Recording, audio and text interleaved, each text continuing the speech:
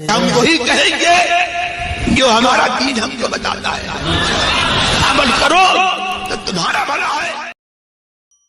اللهم صل على سيدنا وشفينا وحبيبنا ومولانا محمد وبارك وسلم صلاة وسلام عليك يا رسول الله صلى الله تعالى عليك وسلم۔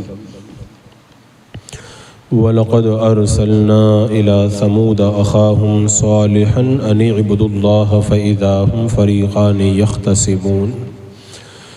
اور بے شک ہم نے ثمود کی طرف ان کے ہم قوم صالح کو بھیجا کہ اللہ کی عبادت کرو، تو وہ دو فریق بن کر جھگڑنے لگے۔ یہ حضرت صالح علیہ السلام اور ان کی قوم کا پورا ذکر پچھلی آیات میں تفصیل کے ساتھ ہو چکا ہے کہ اللہ تبارک و تعالیٰ نے جب حضرت صالح علیہ السلام کو ثمود کی طرف رسول بنا کر کے مبعوث فرمایا، یہ حضرت صالح علیہ السلام جس قوم میں پیدا ہوئے تھے اس قوم کا نام ثمود ہے۔ قوم عاد کی ہلاکت کے وقت جو ایمان والے حضرت ہود علیہ السلام کے ساتھ عذاب سے بچ گئے تھے، یہ قوم انہی کی نسل سے ہے۔ شروع میں تو یہ لوگ کچھ سدھرے ہوئے رہے، لیکن رفتہ رفتہ پھر شرارت پہ آمادہ ہوئے اور کفر کے اندر مبتلا ہو گئے، تو اللہ تبارک و تعالیٰ نے حضرت صالح علیہ السلام کو ان کی طرف نبی بنا کر کے مبعوث کیا تھا۔ آپ تشریف لائے، آپ نے کیا کہا؟ ان اعبدوا اللہ فاذا هم فریقان یختصمون، کہا کہ اللہ کی عبادت کرو، تو وہ دو فریق بن کر کے جھگڑنے لگے۔ دو فریق بن کر جھگڑنے لگے، اس کا مطلب یہ ہے کہ ایک فریق نے تو ایمان قبول کیا اور دوسرا فریق ایمان لانے سے انکار کرتا رہا۔ یعنی حضرت صالح علیہ السلام نے جب ان کو سمجھایا تو کچھ لوگ ایمان لائے اور باقی لوگ کفر کے اوپر اڑے ہوئے رہے۔ پھر کیا ہوا؟ قال یا قوم لم تستعجلون بالسیئۃ قبل الحسنہ لولا تستغفرون اللہ لعلکم ترحمون۔ صالح علیہ السلام نے کہا ہے میری قوم کے لوگوں، تم بھلائی کی طلب سے پہلے برائی کی طلب میں کیوں جلدی کر رہے ہو؟ تم اللہ سے گناہوں کی بخشش کیوں نہیں طلب کرتے تاکہ تم پر رحم کیا جائے؟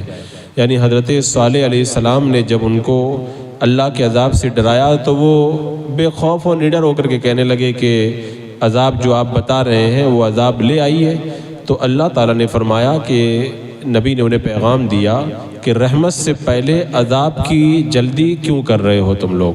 اللہ پر ایمان لانا باعث ثواب ہے، اس کو چھوڑ کر تم انکار کر کے پھر عذاب کو دعوت دے رہے ہو۔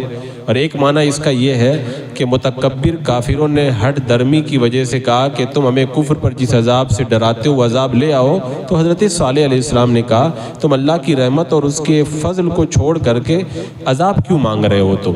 لیکن ایسی قوموں کا طریقہ یہی رہتا ہے کہ وہ لوگ جلدی آمادہ نہیں ہوتے۔ پھر وہ کیا بولے؟ قالوا طیرنا بک وبمن معک قال طائرکم عند اللہ بل انتم قوم تفتنون۔ انہوں نے کہا کہ ہم نے تیرا شگون لیا اور آپ کا اور آپ کے ساتھ والوں سے ہم نے بدشگونی لی۔ یعنی بولے قالوا طیرنا بک وبمن معک، یعنی انہوں نے کہا کہ ہم آپ سے اور آپ کے ساتھیوں سے بدشگونی لیتے ہیں، بدفعلی لیتے ہیں۔ قال صالح علیہ السلام نے کہا کہ تمہاری بدشگونی اللہ کے پاس ہے، بلکہ تم فتنے میں مبتلا ہو۔ یہ کافروں کا طریقہ ہے بدفعلی لینا، بدشگونی لینا، مسلمانوں کا طریقہ نہیں۔ لیکن آج کل یہ بری عادت مسلمانوں میں بھی پیدا ہو گئی ہے، ورنہ کافر کہا کرتے تھے۔ یعنی جب حضرت صالح علیہ السلام نے انہیں ایمان کی دعوت دی، وہ ایمان نہیں لائے اور پھر بارش کچھ دنوں کے لیے ان سے رک گئی، تو وہ کہنے لگے کہ آپ کی وجہ سے جو ہے وہ ہمارے اوپر بارش نہیں ہو رہی ہے، آپ اور آپ کے ساتھی ہمارے لیے بدفعلی بن کر کے آئے ہیں۔ معاذ اللہ انہوں نے یہ بات کہی، جیسا کہ حضرت موسیٰ علیہ السلام سے فرعونیوں نے کہا تھا کہ آپ کی وجہ سے ہمارے اوپر یہ مصیبت ٹوٹ گئی۔ تو یہ بدفعلی لینا، کسی کو منحوس سمجھنا، معاذ اللہ رب العالمین، یہ مسلمانوں کا طریقہ نہیں ہے، یہ کافروں کا طریقہ۔ آج کل مسلمانوں میں آپ دیکھیں بدفعلی، بدشگونی اور کسی کو منحوس سمجھنا بڑا عام ہوتا چلا جا رہا ہے۔ جیسے آپ دیکھیں کوئی کہتا ہے کہ صبح کے وقت میں اگر پہلا گاہک اگر ادار سامان لے کے جائے گا تو دن بھر پھر اداری ہی اداری ہوگی. اگر کوئی پہلا گاہک جو ہے وہ سامان لے کر نہیں گیا, خالی ہاتھ چلا گیا, تو پورا دن میرے دکان پہ کوئی گاہک نہیں ہے. کہتے ہیں نا ارے بونی کا وقت ہے ابھی تو کچھ دے دو. تو یہ ایک طرح کی بدفعلی ہے کہ اس کو جو ہے وہ برا سمجھتے ہیں. جیسے اگر کوئی عورت کے پیٹ میں بچہ رہتا ہے تو کہتے ہیں کہ سورج گرہن کے وقت میں اس کو باہر نہ نکالا جائے, اس سے سلائی نہ کروائی جائے. کوئی کہتا ہے کہ اس کے ہاتھ میں یہ نہ دیا جائے وہ نہ دیا جائے. یہ سب جو ہے وہ بدشگونی کی قسموں میں سے ہے. شادی کے موقع پہ آپ دیکھیں کہتے ہیں 8, 18, 28 اور 3, 13, 23 کو شادی نہ کی جائے, یا قمر در اقرب ہو تو شادی نہ کی جائے. یہ سب بھی بدشگونی کی علامت ہے. اور کچھ لوگ کہتے ہیں کہ اگر گھر کے جو ہے وہ چھت پہ اگر الو بول جائے تو یہ آفت آنے کی دلیل ہے. الو ہے تو بولے گا ہی, اس کا کام ہے بولنا, اس کے اندر اس کی وجہ سے آفت کیوں آئے گی. کوئی کہتا کوا بول جائے تو یہ ہو جائے گا, کوئی کہے کہ بلی روئے تو آفت آتی ہے, کوئی کہے کہ بلی راستہ کاٹ جائے تو کام نہیں کرنا چاہیے. اور کچھ لوگ تو کہتے ہیں بچہ سو رہا ہے, اوپر سے اگر ہم لوگ نکل جائیں گے تو بچہ پھر اس کا قد چھوٹا ہی رہ جائے گا, وہ قد بڑا نہیں ہو پائے گا اس کا. الگ الگ جو ہے وہ بدشگونیاں لوگوں نے اپنے طور پر پال رکھی ہیں. حالانکہ اسلام جو ہے وہ اس طرح کی بدشگونیوں کی مخالفت کرتا ہے. اسلام جو ہے وہ بندے کو اللہ پر بھروسہ کرنے کی تعلیم دیتا ہے. بندے کو خدا پہ بھروسہ کرنا چاہیے, ناجائز کاموں سے بچنا چاہیے, لیکن بلا وجہ اپنے وہم اپنے برے خیال کی وجہ سے یہ سمجھ لینا کہ یہ ہوگا تو یہ ہو جائے گا, وہ ہوگا تو وہ ہو جائے گا, یہ بدشگونی, بدفعلی, کسی کو منحوس سمجھنا, یہ سب لوگوں کے اپنے چونچلے ہیں. یہ کچھ لوگ کہتے ہیں صبح صبح فلاں کا اگر چہرہ دیکھ لیا جائے تو دن خراب نکلتا ہے. تو یہ تو مسلمان کو معاذ اللہ منحوس سمجھنا ہو گیا, حالانکہ مسلمان کے اندر نحوست نہیں ہوا کرتی ہے. یا کچھ لوگ کہتے ہیں فلاں تاریخ میرے لیے بڑی منحوس ہے. تو یہ سب چیزیں, کچھ لوگ کہتے ہیں فلاں جگہ جب میں جاتا ہوں تو میرے ساتھ میں ایسا ہو جاتا ہے. تو یہ بدشگونی سے اہل ایمان کو پرہیز کرنا چاہیے. بدشگونی, بدفعلی کی اسلام کے اندر کوئی گنجائش نہیں ہے, بلکہ اچھی چیزوں سے اچھی فال لینا یہ جو ہے وہ اچھا طریقہ ہے. اور بدشگونی سے مراد یہاں پر نحوست ہے, اور یہ جو لوگوں کا اپنا گمان ہے, اپنا گمان, ورنہ کچھ ہوتا ہے نہیں. میرے آقا صلی اللہ تعالیٰ علیہ وسلم نے ارشاد فرمایا, یعنی لکیر کھینچ کر کے غیب کا حال معلوم کرنا, بدشگونی لینا, فال نکالنے کے لیے پرندے کو اڑانا, یہ شیطانی کام ہے. عرب کے لوگ کیا کرتے تھے, ان کے یہاں طریقہ یہ تھا کہ جب ان کو فال نکالنا ہوتا تھا تو پرندوں کو اڑایا کرتے تھے. تو پرندہ جیسے اڑتا تھا اسی حساب سے وہ لوگ فال لیا کرتے تھے. تو اسلام نے اس سے منع. حضرت بریدہ رضی اللہ تعالیٰ عنہ بیان کرتے ہیں اللہ کے رسول علیہ السلام کسی چیز سے بدشگونی نہیں لیتے تھے. جب آپ کسی شخص کو عامل بنا کر کے بھیجتے, اس کا نام پوچھتے, نام اچھا ہوتا تو آپ کے چہرے پر خوشی کے آثار ظاہر ہوتے, اور اگر آپ کو اس کا نام پسند نہیں آتا تو آپ کے چہرے پر ناگواری کے آثار ظاہر ہوتے, لیکن بدشگونی آپ نہیں لیتے تھے. حضرت عبداللہ بن مسعود نے فرمایا, اللہ کے رسول علیہ السلام نے 3 بار فرمایا بدشگونی لینا شرک ہے, اور ہم میں سے اکثر لوگ اس میں مبتلا ہیں سوائے اس کے جن کو اللہ محفوظ رکھے. لیکن بدشگونی لینا یہ توکل کو ختم کر دیتا ہے, کیونکہ بندہ جب یہ سمجھے گا کہ یہ ہو گیا تو اب یہ ہو جائے گا, یہ ہو گیا تو یہ ہو جائے گا, تو اس کا مطلب بندے کا اللہ پہ بھروسہ ہی نہیں ہے. اللہ کی رضا اور اللہ کی مرضی پہ بندے کو راضی رہنا چاہیے کہ یہ دن آ گیا, یا فلاں مل گیا, فلاں دیکھ لیا, یہ آواز آ گئی, ان کے پیچھے بندے کو اپنا ایمان نہیں خراب کرنا چاہیے. تو حضرت ام کرز رضی اللہ تعالیٰ عنہ سے روایت بیان کرتی ہے, اللہ کے رسول علیہ السلام نے فرمایا پرندوں کو ان کے گھونسلوں میں رہنے دو, پرندوں کو ان کے گھونسلوں میں رہنے دو. یعنی جو عرب کے لوگ پرندوں کو اڑا اڑا کر کے فال نکالتے تھے نا, فرمایا اس کو فال مت نکالو, ان کو ان کے گھونسلے کے اندر ان کو رہنے دو. تو حضرت صالح علیہ السلام کو جب انہوں نے کہا نا کہ یہ آپ کی وجہ سے ہمارے اوپر بارش نہیں ہو رہی, آپ کے ساتھی منحوس معاذ اللہ, تو آپ نے فرمایا بل انتم قوم تفتنون, بلکہ تم فتنے میں مبتلا ہو.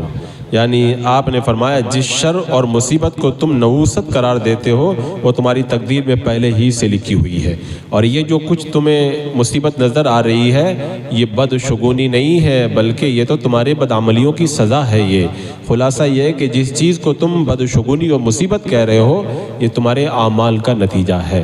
تو اپنے اعمال اچھے کرو، تمہاری مصیبت خود بخود اللہ تعالیٰ دور فرما دے گا۔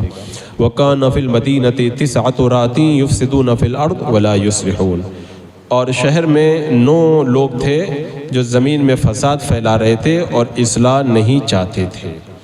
یہ 9 لوگ کون تھے جن کے بارے میں رب نے فرمایا قالوا تقاسموا بالله لنبيتنه واهله ثم لنقولن لوليه ما شهدنا مهلك اهله وانا لصادقون۔ انہوں نے سب آپس میں قسمیں کھا کر کے انہوں نے کہا کہ سب آپس میں قسمیں کھا کے اللہ سے یہ وعدہ کرو کہ ہم ضرور رات کو صالح اور ان کے گھر والوں پر شب خون ماریں گے، پھر ان کے وارث سے ہم یہ کہیں گے کہ ہم ان کے گھر والوں کے قتل کے موقع پر حاضر ہی نہیں تھے۔ یعنی انہوں نے ایک بری پلاننگ کی تھی۔ یہ کون لوگ تھے؟ اس کے بارے میں روایتوں میں آتا ہے کہ شہر ہجر میں اونچے خاندان کے 9 لوگ تھے، یہ فساد پھیلاتے تھے۔ ان کے سردار کا نام تھا قداد بن سالف۔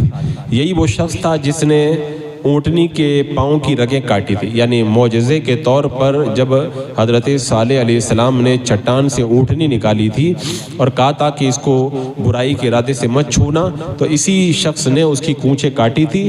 تو حضرت صالح علیہ السلام نے انہیں عذاب الہی کی خبر دی تھی اور بتا دیا تھا کہ یہ علامتیں ظاہر ہوں گی تو تم پر عذاب آئے گا۔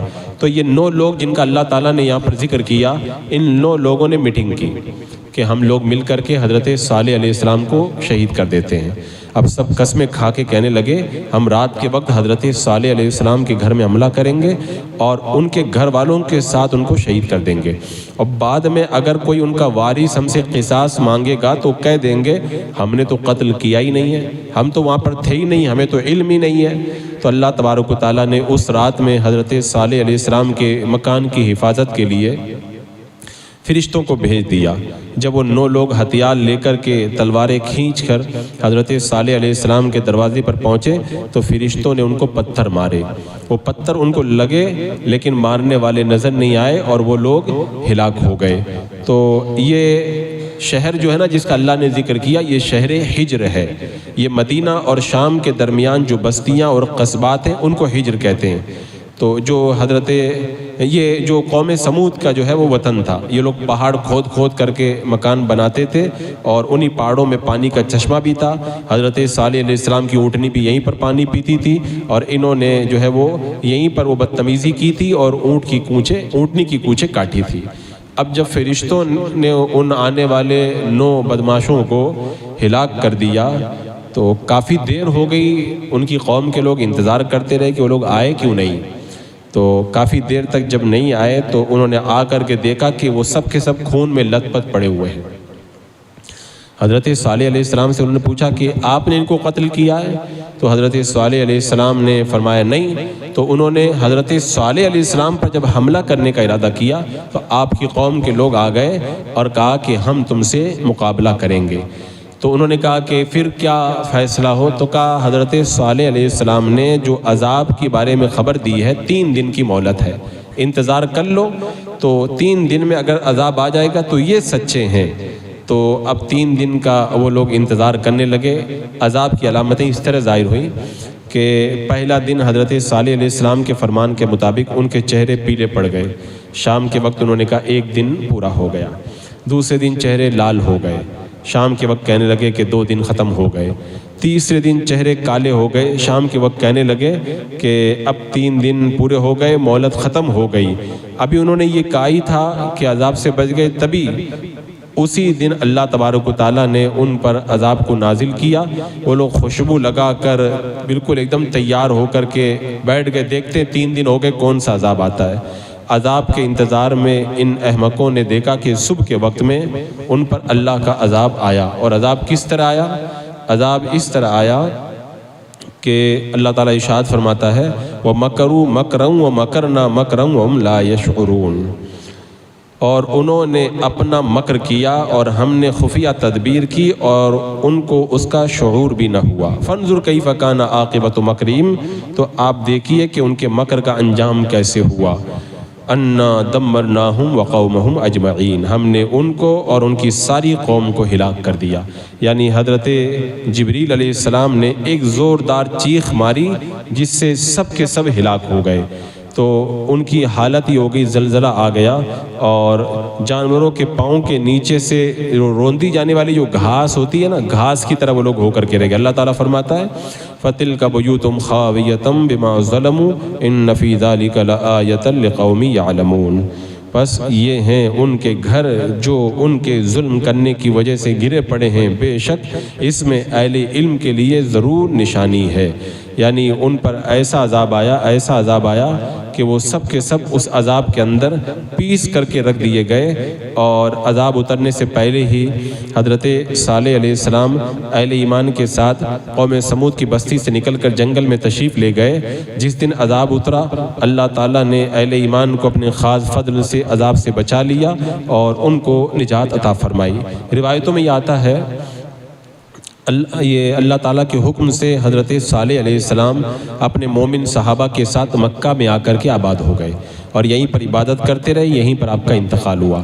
اور ایک روایت یہ ہے کہ آپ یمن میں چلے گئے، وہاں پہ آپ کا انتقال ہوا اور یمن میں آپ کی قبر مبارک ہے۔ اور ایک روایت یہ ہے کہ آپ جو ہے وہ شام کی طرف چلے گئے، فلسطین میں رہے اور آپ کا انتقال فلسطین کے اندر ہوا۔ تو اس آیت کریمہ کے اندر رب نے جو فرمایا کہ اس میں نشانی ہے عقل مندوں کے لیے، اہل علم کے لیے۔ اس نشانی کا ذکر میرے آقا علیہ السلام نے بھی فرمایا۔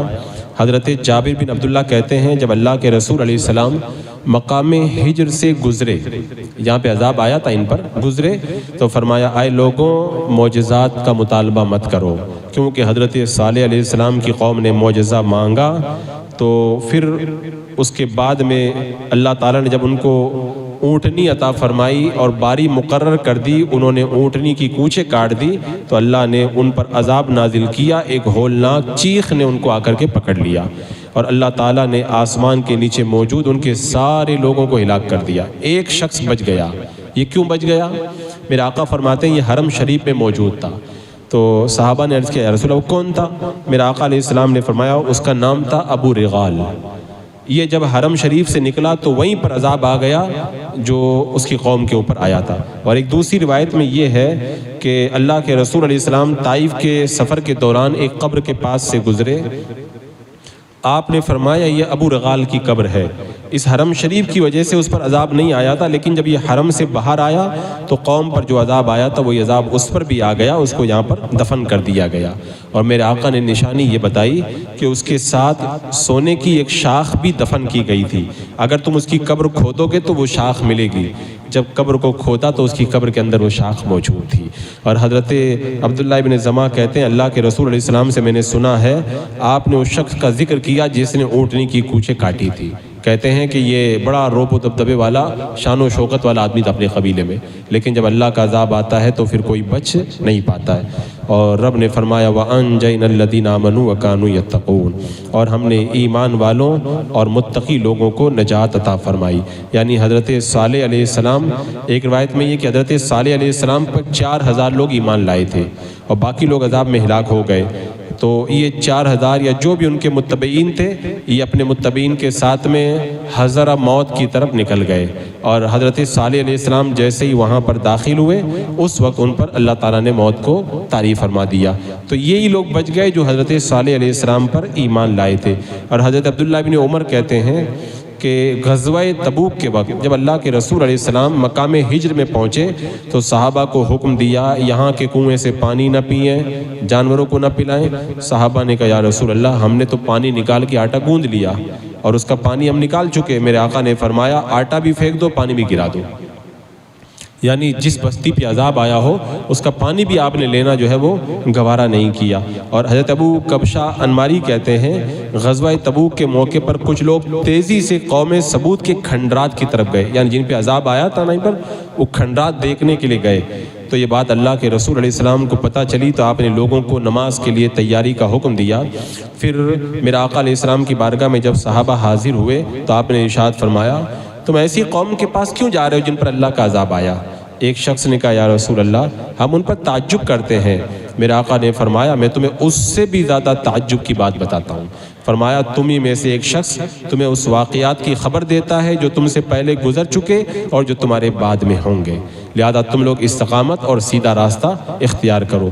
تو غرض کے میرے آقا صلی اللہ تعالیٰ علیہ وسلم نے ان نشانات سے عبرت حاصل کرنے کا حکم دیا، جیسا کہ خود میرے آقا فرماتے ہیں ظالموں کے مکانات میں روتے ہوئے جاؤ، ایسا نہ ہو کہ تم پر بھی وہی عذاب آ جائے جو ان پر آیا تھا۔ پھر سواری پر بیٹھے ہوئے میرے آقا علیہ السلام نے اپنے چہرے پہ چادر ڈال لی۔